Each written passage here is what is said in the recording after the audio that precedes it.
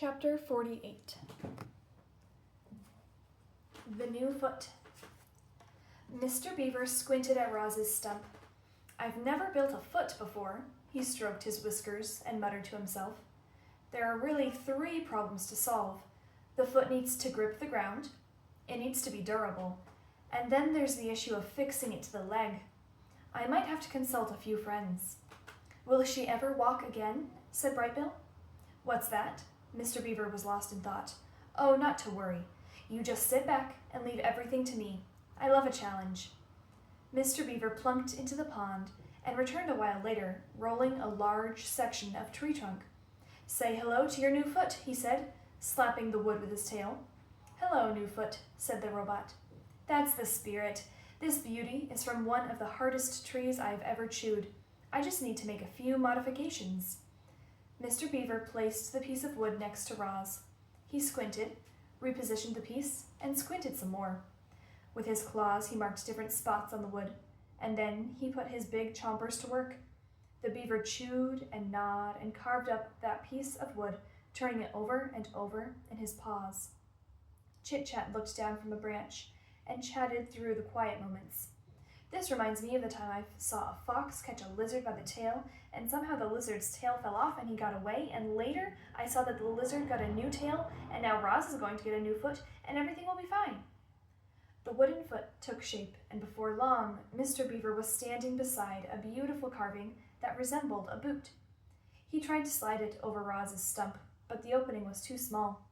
So he scraped out more wood until it was a perfect fit. "Very good," he said, spitting out a wood chip. "My friends should be arriving any minute with the next few things we'll need." And there they are now. I'd like you all to meet Bumpkin, Lumpkin, and Rumpkin, but I call them the Fuzzy Bandits. 3 fat raccoons shuffled into the garden, dragging a tangle of vines behind them. "Good day," said Bumpkin. "Good day," said Lumpkin. "Good day," said Rumpkin. You might already know this, reader, but raccoons have very nimble hands, and the Fuzzy Bandits used theirs to skillfully tie those vines around the robot's leg and around her new foot. The vines caught nicely on all the dings and dents and scrapes. Once they were tied good and tight, Mr. Beaver threw back his head and hollered, "Trunk tap! We could use your assistance!" There was silence, and then 3 quick taps echoed down from the forest canopy. "Ah, that'll be him," said Mr. Beaver, smiling. A very handsome woodpecker swooped into the garden. "You called?" came the woodpecker's musical voice.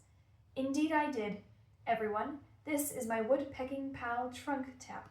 Now, Trunky, we need some tree resin, the really sticky stuff. Can you help us out?" "Of course I can," said the woodpecker.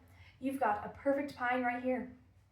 Trunk Tap hopped over to a crusty old pine tree and pecked a few deep holes in the bark.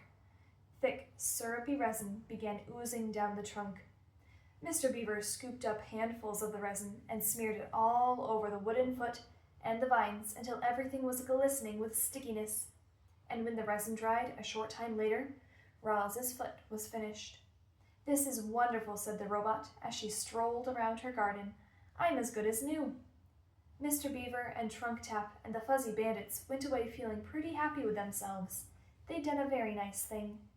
But it was the first wooden foot any of them had ever made, and within a week the vines were coming undone, and the foot was sliding loose. So they returned, determined to get it right. They found even harder wood and even tougher vines. They experimented with resin, heating it by the fire, letting it boil and thicken until it became an indestructible glue. They kept tinkering with their design until finally Roz had herself a wooden foot that she could rely on. Huzzah! Mr. Beaver rapped his knuckles on the new and improved creation. "I knew we'd get it right." Roz moved slower than before, and she had a slight limp, but she was back to her old self again, and that was a relief to everyone, especially Brightbill.